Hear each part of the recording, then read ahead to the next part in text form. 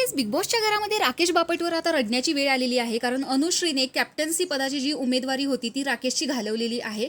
म्हणजे कॅप्टन पदासाठी जो टास्क चाललेला होता त्याच्यातून अनुश्रीने राकेशला बाद केलेलं आहे. त्यामुळे राकेश आता रडत बसला आहे असं इथं माझं म्हणणं नाही आहे. हे विशाल कोटियन आणि अनुश्री, रुचिता असेल यांचं म्हणणं आहे की त्याचं म्हणणं असं आहे की त्याने आत्तापर्यंत झाले गेलेले मागचे सगळे टास्क जिंकलेले आहेत.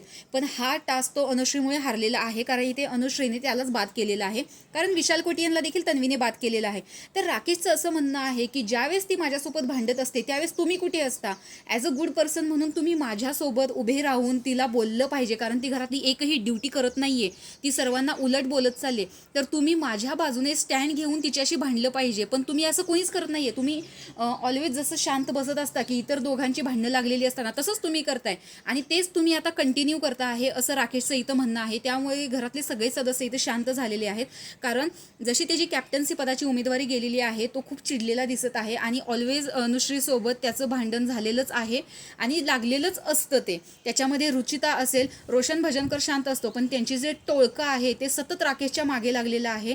आणि इथं अनुश्रीचं देखील असं म्हणणं आहे की हां, आता तो बिचारा रडत बसला असेल, आईला फोन करून सांगेल की एवढ्याशा मुलीने माझं हे घालवलं. आणि इथे देखील यांचं खूप घाणेरडं असं भांडण दिसतंय. कारण ही त्याला चूप म्हणते, तो तिला चूप म्हणतोय. तर या पद्धतीचं कॉन्व्हर्सेशन इथे दिसतंय. तर प्रेक्षकांचं म्हणणं आहे असं की राकेश बापट आता स्वतःला खूप सिनियर समजत असेल तर त्याने घरात बसावं. हा गेम आहे, बिग बॉसचा गेम आहे. तर काही प्रेक्षकांचं असं म्हणणं आहे की अनुश्रीला बोलण्याची अजिबात पद्धत नाही आहे. आम्ही शनिवारची वाट बघतोय, भाऊचा धक्का येऊ दे मग तुला कळेल. दुसऱ्या तिसऱ्या आठवड्यात अनुश्री याच्यातून बाहेर गेली पाहिजे.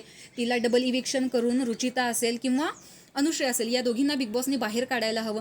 तर अशा पद्धतीच्या कॉमेंट्स ज्या आहेत त्या प्रेक्षकांच्या आहेत. तर राकेश बापटबद्दल ज्या प्रेक्षकांच्या कॉमेंट्स आहेत त्या निगेटिव्ह फक्त 10% आहेत. पण अनुश्रीबद्दल 90% कमेंट्स इथं दिसत आहेत. तर अशा प्रकारे बिग बॉसच्या घरामध्ये आत्ता सगळे राकेश बापटवरती क्रिटिसाइज करताना दिसत आहेत. त्याला क्रिटिसाइज होताना सगळ्या प्रेक्षकांना सुद्धा वाईट वाटतंय. तर तुम्ही कोणाच्या बाजूने आहात, अनुश्री की राकेश, हे कमेंट बॉक्समध्ये नक्की सांगा. अशाच बिग बॉसच्या अपडेटसाठी आपल्या चॅनलला सबस्क्राईब करा. बाय.